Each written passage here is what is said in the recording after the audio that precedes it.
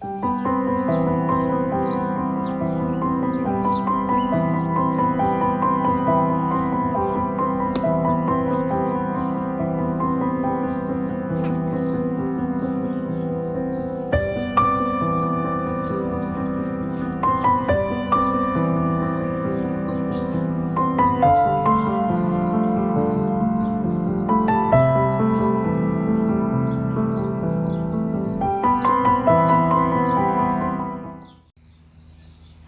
and welcome back to my garden.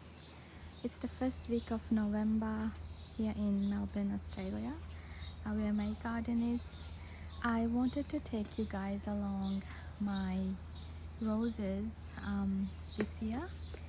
My Pierre de Ronsard rose is in full bloom at the moment and she's looking amazing, and I wanted to share the joy with you and show you how far along it's come and how it's been this year. So it's looking like it's doing really well. I am over the moon just looking at her from the inside and seeing all the blooms. Just gives me so much joy.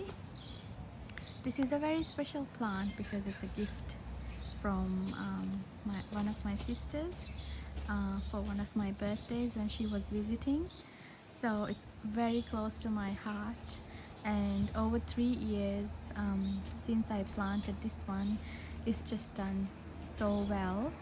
I just planted her here on this path, and when I first got her it was really small and I didn't think she'd grow this big, to be honest. And I had few blooms in the first year, but yeah, just look at her now. And in my previous video, in one of the videos, I think garden updates, I did mention that we missed pruning her in winter, which you're supposed to prune roses in winter, and we did prune her a bit late, but I think it still did what it needed to do, because roses love a good prune. They thrive when we give a good chop and create some air in between the foliage. Now it completely looks like it's full.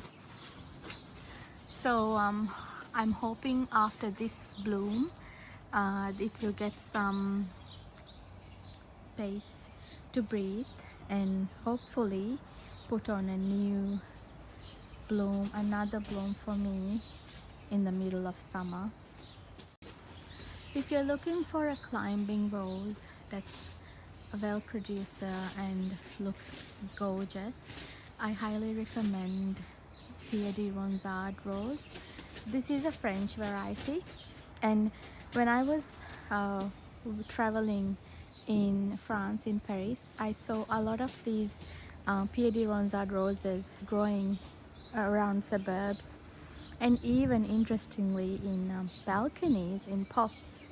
And also what was most surprising for me was I saw a bunch growing in pots in a houseboat, which was super inspiring for me. It just means that, you know, if you're committed to growing something and if you've created the right environment and given them the right ingredients, they are, you know, meant to thrive.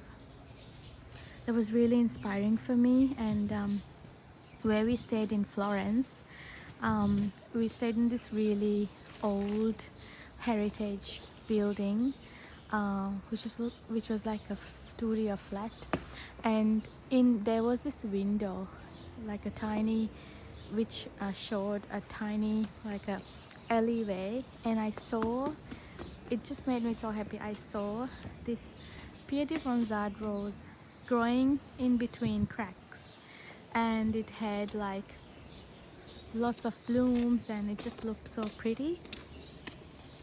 And I knew it was Pierre de Ronsard because I could identify the rose just by looking at the bloom, because they're very unique to the bloom.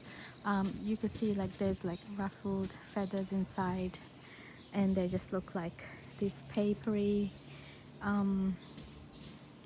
sort of like a peony, but not fully.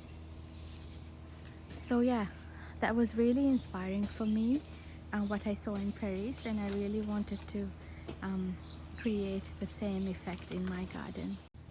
In terms of care, I don't really do much apart from giving a good prune in winter. This year we were able to give it at the end of winter, beginning spring, which was still fine. As you can see, it's still doing fine and it's still got lots of blooms. But ideally, you're supposed to give a prune in winter, like I've said before. And then what I do is I have a organic rose fertilizer that I use in the growing months. So roses are usually dormant in winter, in the cold months. So I don't usually do anything during those months. I just let them sleep, take a well-deserved rest after all the beautiful shows they put on for me in spring and summer. So I just let her rest, have a deep sleep for winter, and then come spring every year, I just add a little bit of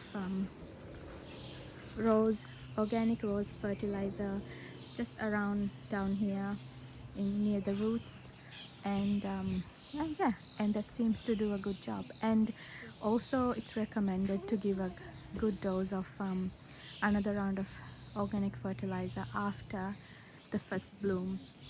So when she's done flowering and the petals start to drop, what I'll do is I'll give another round of fertilizer.